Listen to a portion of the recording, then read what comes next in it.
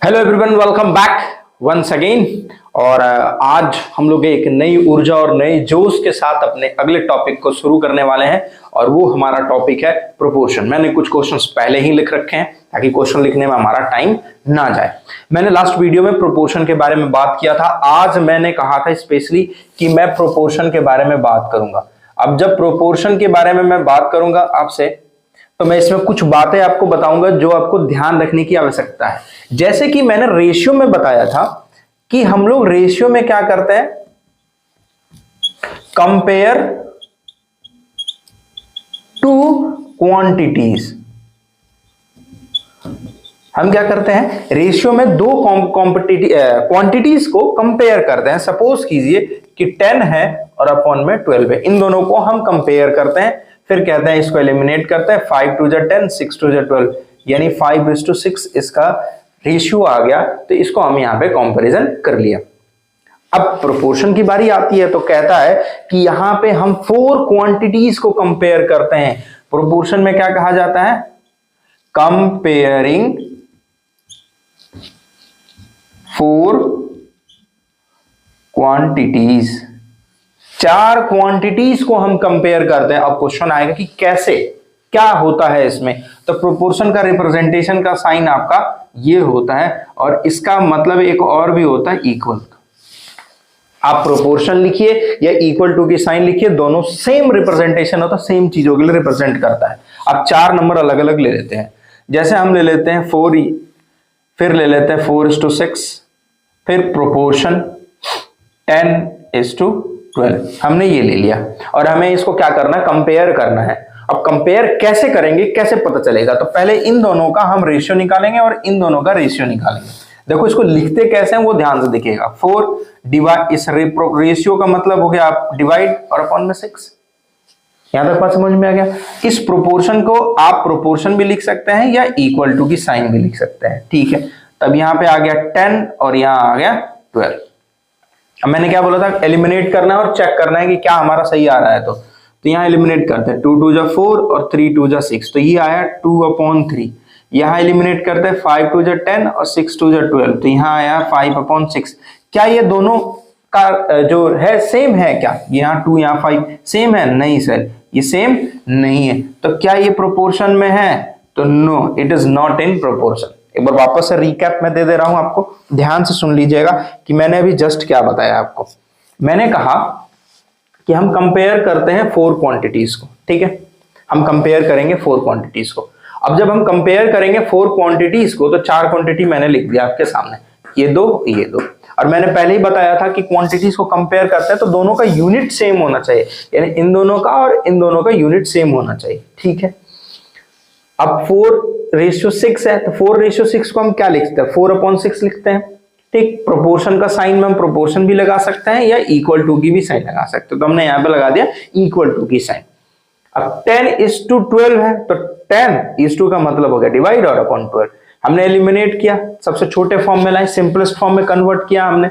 और जबकि मैंने प्लेलिस्ट लगा दिया था पिछले वीडियो में, रेशियो वाले में भी, इसमें भी लगा दूंगा, आप लोग वहां से जाकर के उसे भी देख लेना, ठीक है। प्लेलिस्ट में सिंपलेस्ट फ्रैक्शन कैसे कन्वर्ट करते हैं एलिमिनेट कर करके, ठीक है, वहां भी प्रैक्टिस कराया मैंने। तो 2/3 और 5/6, तो ये क्या दोनों सेम है? नहीं, सेम नहीं है। तो ये क्या है, प्रोपोर्शन है ये? नहीं सर, ये प्रोपोर्शन में नहीं है।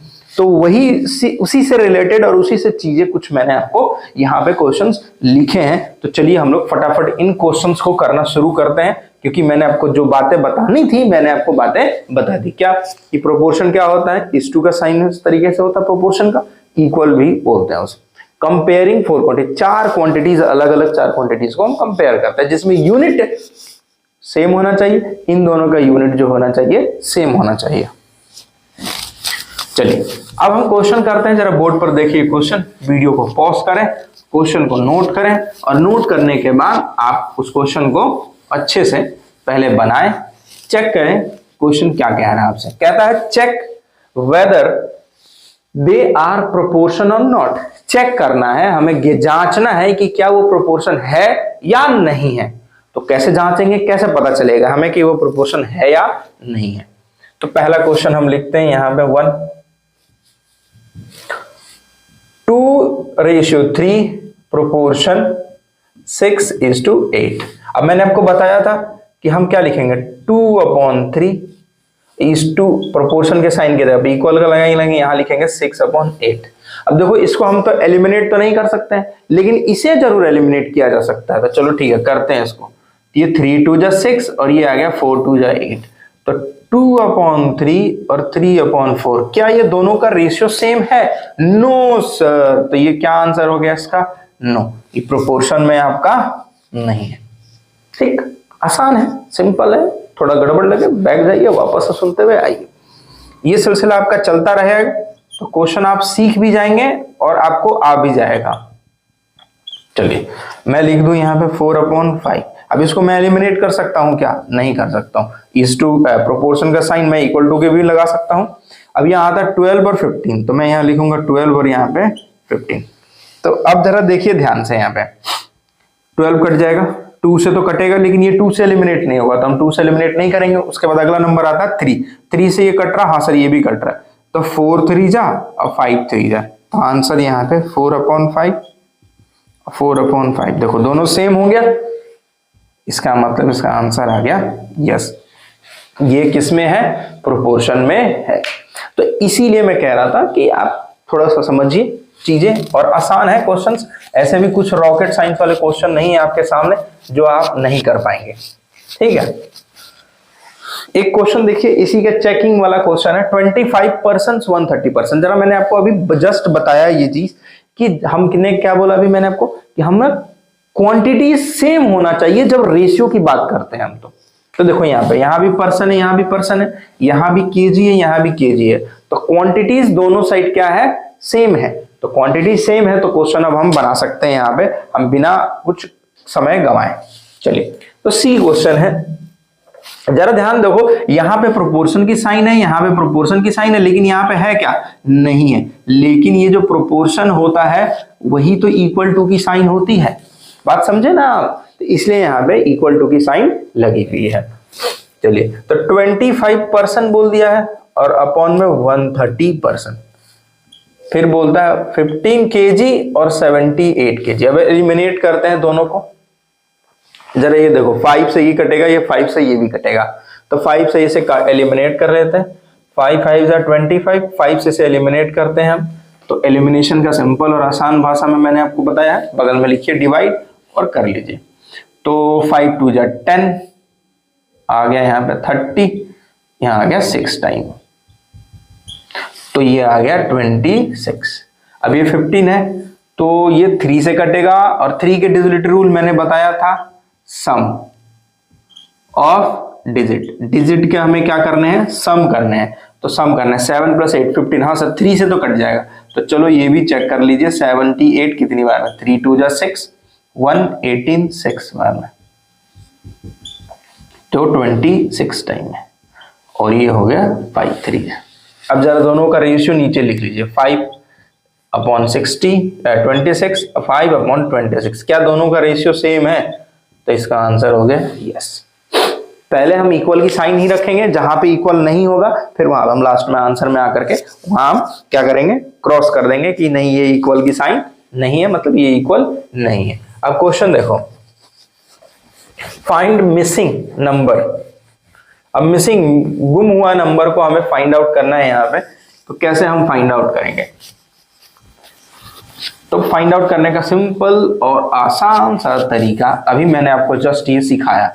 इसी तरीके पर ये भी नंबर्स आपके फाइंड आउट किए जाएंगे, जो आपको पता होना चाहिए कि कैसे हम फाइंड आउट करेंगे। तो क्वेश्चन नंबर 2 को जरा ध्यान से देखिए, फाइंड द मिसिंग बोला है। पहला मैं लिख रहा हूं 3/5 और 20। इस तरीके के क्वेश्चन ना आपने जब फ्रैक्शन चैप्टर किया होगा तो वहां पे ना इस तरीके से क्वेश्चंस आ रहे होंगे और वहां पे फाइंड करने के लिए कह रहा होगा आपसे। तो वो वाला स्टेप और ये वाले क्वेश्चंस दोनों में सिमिलैरिटी है, दोनों में कोई ज्यादा अंतर नहीं है, बस फर्क इतने हैं, आपको इस टॉपिक का नाम प्रोपोर्शन दे दिया गया है और उसको नाम दे दिया गया था इक्विवेलेंट फ्रैक्शन। तो दोनों की काम सेम है। जरा ध्यान से देखो, 3:5 इक्वल टू अपना 20। अब यहाँ पे कौन सा नंबर आएगा नहीं मालूम है, तभी फिलहाल के लिए हम यहाँ पे एक नंबर मान लेते हैं x। ठीक है, x नंबर मान लेते हैं क्योंकि मैंने अलजेब्रा टॉपिक पढ़ा दिया, तो x का कहानी y का कहानी चलता रहेगा आपके अलजेब्रा के साथ। x मान लेते हैं, इसकी वैल्यू निकालनी है। तो क्या ऐसे निकालेंगे सर? तो देखो हम इसको यहीं रख लेंगे, अब बाकी सबको ट्रांसफर कर देंगे। तो कैसे? 3/5, इस x को यहीं रखो। ये देखो 20 और इसमें ना एक दूसरे में मल्टीप्लाई है, 20 डिवाइड है, यहाँ पे 20 डिवाइड में है। तो डिवाइड जब इक्वल टू किधर आता तो क्या बनता है? बिल्कुल सही सोचे, मल्टीप्लाई बन जाता है। जब भी डिवाइड जो है इक्वल टू किधर आएगा तो वो मल्टीप्लाई बन जाएगा। आगे ऊपर में मल्टीप्लाई में, अब देखो 5 के टेबल में ये आता है 20, 4 टाइम में कट दिया, जो आपको फ्रैक्शन चैप्टर में करवाया गया था। 3 4 जा 12, यानी x की वैल्यू क्या आ गई यहाँ पे? क्या आएगा यहाँ पे? 12 आएगा। तभी इन दोनों की रेशियो जो होगी सेम होगी। अगला क्वेश्चन देखो। अभी आपको हो सकता है कि आपको लगे कि मैं ये कुछ अलग ही बता रहा हूं, ठीक है, लेकिन जब आप करने लगेंगे इन क्वेश्चंस को तो फिर आपको लगेगा कि हाँ, इससे बेस्ट और आसान मेथड नहीं। जब पहली बार हम चलना सीखते हैं ना तो थोड़ा सा लड़खड़ाते हैं, गिरते हैं, तो वैसे ही है, तो नई नई चीजें आती हैं हमारे सामने, तो आप पेशेंस रखना है, आपको सीखना है। ये देखो यहाँ पे x है, अब ये नीचे में है, ध्यान रखना। अब यहाँ मामला फंसेगा, बच्चे फंसते हैं कि सर ये तो नीचे में है, अब कैसे सॉल्व करें इसको, क्या करें, कैसे करें? ठीक, अब देखो ध्यान से, ये नीचे में है, अब इसको कहीं ले जा नहीं सकते, बिल्कुल ले जा सकते हैं हम। तो इसको यहाँ इसको हम ट्रांसफर करते हैं यहाँ पे, तो 8, ये डिवाइड इधर आके मल्टीप्लाई हो जाएगा, तो 3.2/4 इंटू x हो गया। ठीक है, अब एक चीज जरा ध्यान से देखो, यहाँ पे x था, अब जब यहाँ x आ गया तो इन सभी नंबरों को एक तरफ ट्रांसफर करते हैं, तो नंबरों को एक तरफ सेट कर लीजिए। तो इस 4 को डिवाइड में यहाँ आ जाएगा 8 इंटू 4, और ये डिवाइड मल्टीप्लाई में है तो नीचे आ जाएगा। ठीक, हमने चेंज कर लिया, हमने x को यहाँ भेजा, एक बार यहाँ आ गया, अब एक बार इसको 4 को ऊपर, डिवाइड है तो मल्टीप्लाई, डिवाइड मल्टीप्लाई है तो डिवाइड, ऊपर है तो नीचे। ठीक है, नीचे है तो ऊपर और ऊपर है तो नीचे, बस सिंपल और आसान भाषा में। ये डेसिमल है, यहां से रिमूव कर लेंगे, यहां आ जाएगा ऊपर में 10। चलिए, 8 के टेबल में 32 4 बार में आता है, और 4 के टेबल में 4 जो है 1 बार में आता है। क्या बच गया ऊपर में? सिर्फ 10। तो x की वैल्यू क्या आ गई हमारी? 10। ठीक है, एक बार वापस से रिमाइंड कर लेना और आप वहां से फिर से देख लेना, फिर आपको आसानी से समझ में आ जाएगा।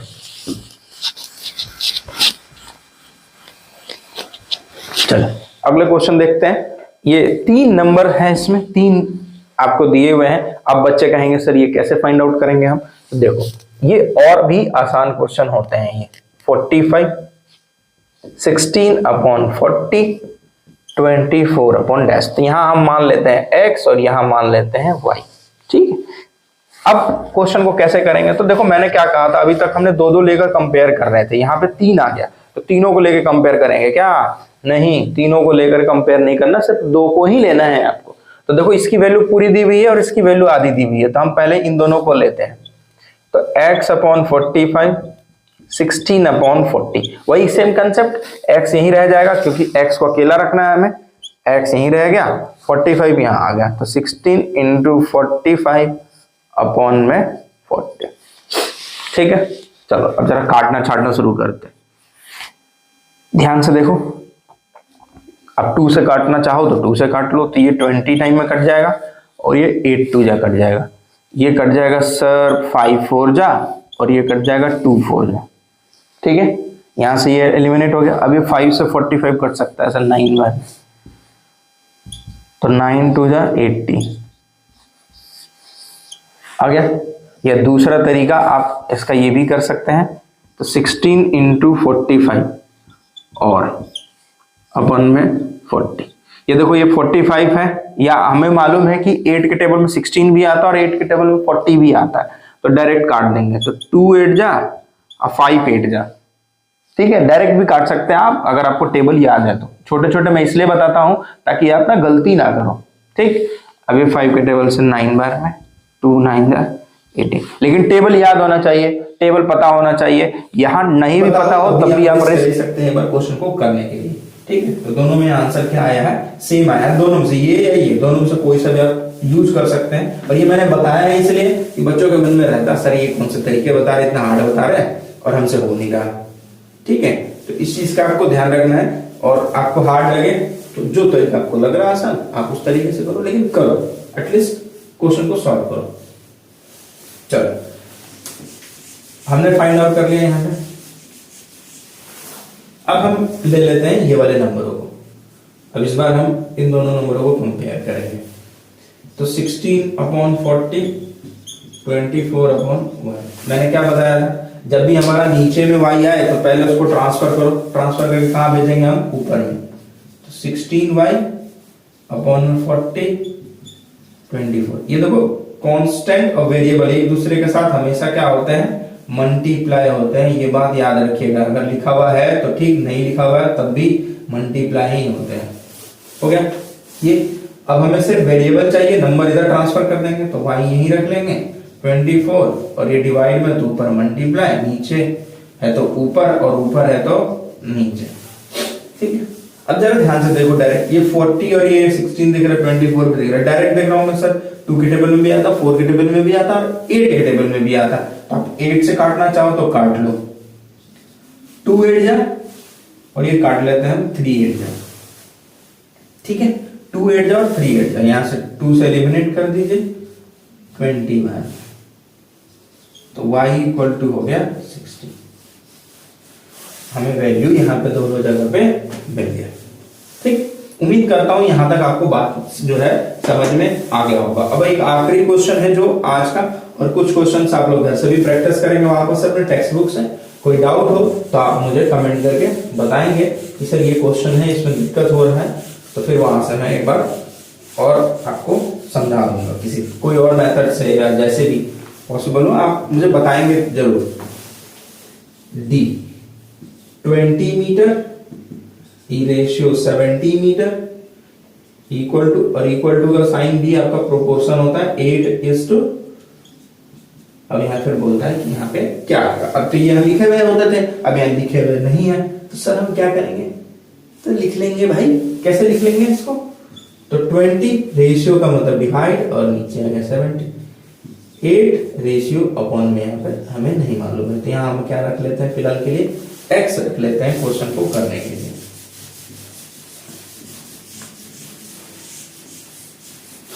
ठीक है, अब यहां हमने रख लिया x, अब नीचे है x, पहले ट्रांसफर करेंगे यहां पे 20/70 इंटू x, फिर एक करके नीचे से ऊपर x नहीं रख लेंगे, 8 नीचे है तो ऊपर, और ऊपर है तो नीचे। ठीक है, देखो ध्यान से, ये 0 से 0 एलिमिनेट हो सकता है, डायरेक्ट 2 से कट जाएगा ये 4, तो x की वैल्यू 4 और 7, 4 7 जा 28। मैथ्स जो है ना एक गेम है, और वो प्रेजेंस ऑफ माइंड का गेम है। तो आपका प्रेजेंस ऑफ माइंड कितना काम कर रहा है किसी सर्टेन पॉइंट पर, वही आपका टेस्ट है, वही आपका मैथ्स है। तो आप अपने ब्रेन को ज्यादा से ज्यादा फंक्शन कराओ, ज्यादा से ज्यादा काम पे लगाओ, और उस टेस्ट को पास करो, मींस प्रैक्टिस करो। और उसको सही करने का सिर्फ एक ही तरीका है, प्रैक्टिस प्रैक्टिस प्रैक्टिस। उसके बाद कोई दूसरा तरीका नहीं है। कोई आपको टीचर 1000 बार किसी क्वेश्चन को समझा दे, कोई फर्क नहीं पड़ता, जब तक आप अपने से खुद से उस क्वेश्चन को ना बनाएं 2-3 बार। अगर बार बार गलती हो रहा है तो बार बार बनाएं, बार बार बनाएं, मैनी टाइम, जितनी बार हो सकता बनाएं, कॉपी भर दें, कोई मनाही नहीं है, बनाइए, सीखिए और आगे बढ़िए। तो मिलते हैं अगले वीडियो में, तब तक आप अपना और अपने माता पिता का, अपने देशवासियों का और अपने पड़ोसियों का खास करके ख्याल रखें। जय हिंद।